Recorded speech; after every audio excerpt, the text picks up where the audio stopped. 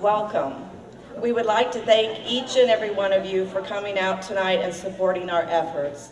Pastimes Antiques is proud to present the second annual Vintage Now Fashion Show to benefit the Safe House. There are a lot of people that have worked very hard to make this all happen tonight. So please take a moment, look in your program, and thank any business, any individual that you see listed in the program that have sponsored, donated, or volunteered their time to make all of this happen. Quick shout out to my family. Tomorrow, I may have a little bit of my life back. But thank you all for coming, and you're going to have an amazing evening. Thank you. Linda?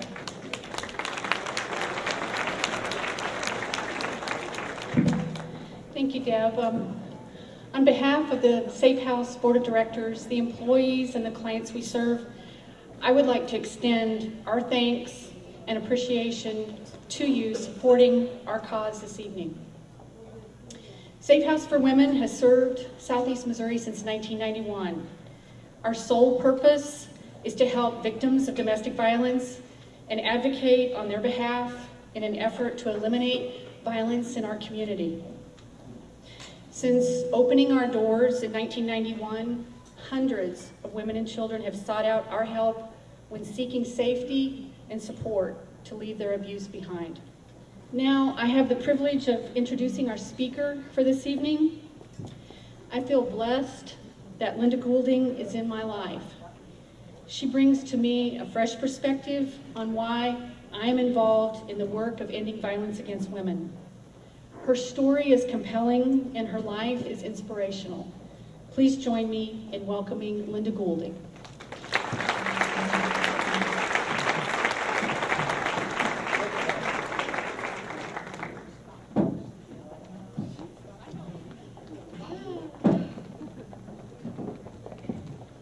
Well, all the welcome has been said already, but I personally would like to thank you. This is a beautiful place.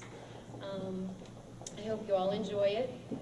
As you know, the Vintage Now Fashion Show is a fundraiser for the Safe House for Women. And for those of you who know, and for those of you who don't, October is Domestic Violence Awareness Month. And I would like to share with you my views, thoughts, and information about domestic violence. And I haven't spoken to an audience this large before, so I'm nervous. So if you could bear with me, I'd really appreciate it. I think of domestic violence as a disease, an illness like cancer. It can make you sick, and it can also make you fight for your life. It's everywhere. Small towns, big cities, and it can affect women, children, and men. Yes, I said men. It has no age limit, no income status, religious or color preference. As parents, we teach our children about drugs, alcohol, sex, and smoking. And I feel that domestic violence should be on the top of that list. The more you learn, the more you know. This sickness lies in the abuser, but it is the victims that seek the treatment. 1 out of every 4 women, which is 25%, has experienced domestic violence in her lifetime. Estimates range from 960,000 incidents of violence against a former spouse, boyfriend, or girlfriend to the 3 million women who are physically abused by their husband or boyfriend per year. Women accounted for 85% of victims, men 15%. In teens between the ages of 14 and 17, only 14% report their abuse. 74% of Americans personally know someone who is or has been abused. In 2000, 1,247 women were killed by their partners. That's an average of 3 per day. That same year, 440 men. This is what gets me the most. 15.5 million children in the United States live in families where violence occurs at least once a year. 7 million children live with severity.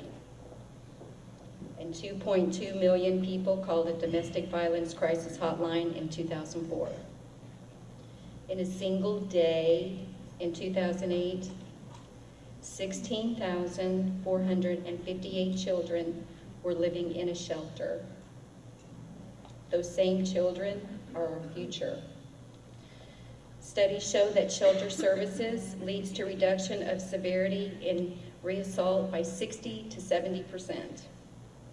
There are two kinds of abuse, physical and mental. The physical is tough. You can fight back, but that seems to empower the abuser. So you protect yourself the best way you can, and you learn to take it. You lie, you make excuses. Your bones heal, your bruises fade, but the scars remain. Then you get presents with a long, "I'm sorry, it won't happen again," and you pray to God that it doesn't. The mental sticks with you forever. The mean, cruel, degrading, vulgar words are etched in your brain. You believe that you are worth nothing, so you become nothing. You are now just existing, trying to please the one who has dominance over you. If you have children, you protect them, and then you wonder why this is happening to you. As a survivor, I have firsthand knowledge of this. 5 years ago, on Labor Day of 2006, my husband of 24 years took his life. He had a plan. His plan was to take mine as well.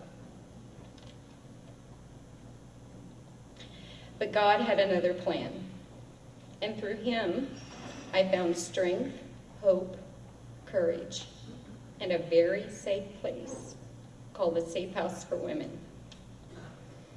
They took my daughter, Michelle, who was 9 at the time, and I in without hesitation. They gave their time, their abilities. They offered their resources and counseling with kindness and compassion. We felt safe. But we also felt wanted. And all of this came from strangers who were very much aware of our situation and the sickness that had put us there. So I was left with nothing. No money, no job, no home, no car, no self-esteem, no self-worth. And I thought for a moment that my husband had finally won. But you know what? He didn't. I had my daughter and my life. What a huge blessing. Some victims aren't that lucky. If it hadn't have been for my counselor, Janet, I wouldn't be standing here tonight. She helped me find my way back. I discovered qualities in myself that I thought I had lost. I found a house to rent with a Social Security my husband didn't plan on. And the Safe House thrift store helped me furnish it. The touching part for me was Christmas. I hadn't even thought about it. So I told Michelle to make a list, and she received everything on that list. And I didn't make one, it wasn't necessary. They had done so much for me already, but I received gifts anyway. Received a watch, slippers, and a pink couch coat, which I still wear today. Now it's getting faded and warm, but the love in which it was given still shows vibrant color. And we will never know who our gracious giver was. After 7 months of counseling, Janet found an organization called Outward Bound, Women of Courage. It was for survivors to help us learn to live on the outside and to teach us to trust others as well as ourselves. With the resistance of now being a single parent, I went. There were 8 of us all together headed to Utah. It was a canyoneering trip. And when I got on that plane, I had never felt so free. and I thought, I'm no longer in bondage. I felt like the people of Israel. Now, I was just going to wander around for the next 40 years in my own life. We all met at the hotel and went by van to the canyon for 7 days. Again, a bunch of no's. No contact to our families, no shower, no deodorant, no makeup, no lipstick, and me being a smoker, no cigarettes. Now, we had left for our journey on Sunday, and by Tuesday I was shaking so bad I couldn't hold my spoon to eat. And one of the other women says, Linda, are you okay? And I said, oh my God, I signed up for the wrong class. I thought I was going hiking out of a canyon, not detoxation for nicotine. I climbed out of a hole, literally. What a humbling, life-changing experience. I rescued myself. I left behind guilt, shame, and anger. I had forgiven my husband. I had to, because he that angers you controls you, and he was no longer in control. I still have those moments of self-doubt. It creeps back in when I least expect it. I tell people that my insanity keeps me sane. But I am no longer afraid. I learned to walk with my head held high and not to say I'm sorry for everything that happens. I learned to take some compliments, not very well. I'm still a work in progress. And at this point, it doesn't matter how I let my life get so out of control. What matters to me most is where I am right now. And right now, I feel like Cinderella. After living in Georgia for 30 years, I've returned to where I started from. I was born and raised in Bullinger County, and I live here in Cape. Who says you can't go home again?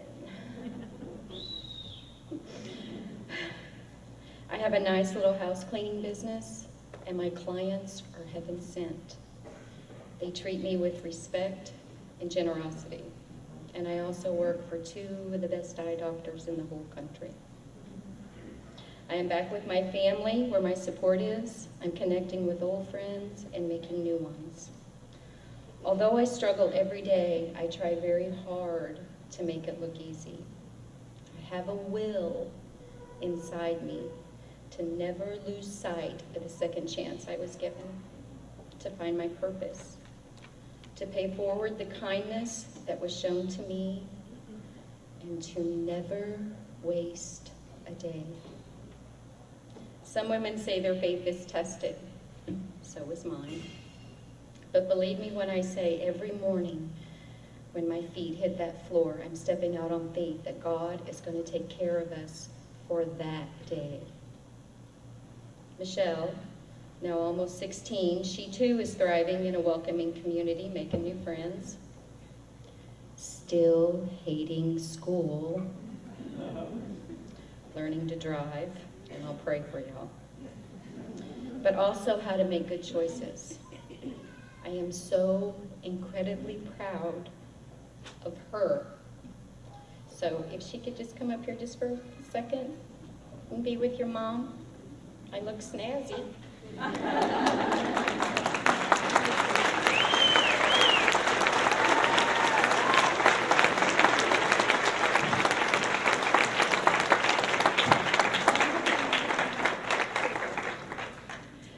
Now we might not have it all together, but together we have it all.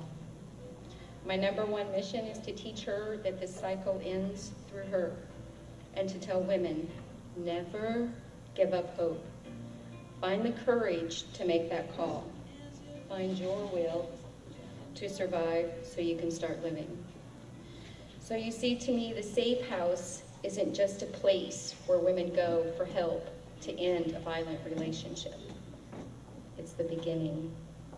I have found my voice again, and I am honored to have stood before you and share this part of my life with you. On your tables, you're going to find some envelopes, and those are for cash donations if you feel led to do so. And in a little while, we're going to have a silent auction. Please find it in your heart to bid generously. This fundraiser helps in so many ways to change lives. Because if it weren't for people like you, there wouldn't be women like us.